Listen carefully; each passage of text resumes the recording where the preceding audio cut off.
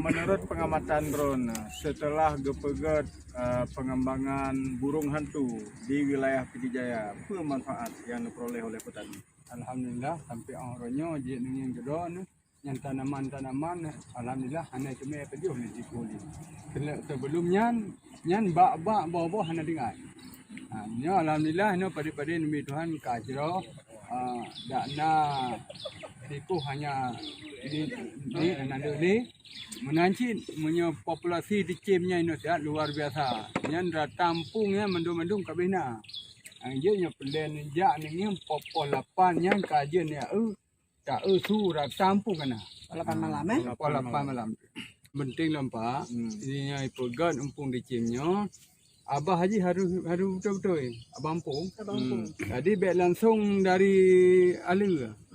Jadi bunah 10 senti atas Alu. Olehnya idang 10 kali 12. dak idang Mbak Bampung yang 10 tinggi je 10. Abang Ampung je 12 kali 10.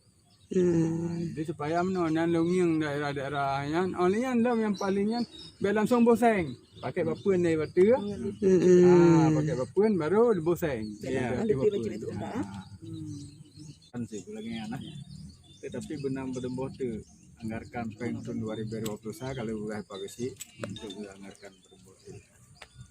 Di samping je pagasi rokuya bayar hasil kembangkan. Broken raja apa no. Nah, kajut lam kana pading yang kajut lam. Dari Jawa ni nak ya perlu selfie nak. Jalan. Tapi titna pade benar. Titna pade, titna campli. Dan kelompok dan ini pika maju karena PPHT pika telah tengah itu kamu ngerti di kampung belajar fobia tak ketemu fungsi dia Tinggal menenterapkan entahnya. Pak Haji,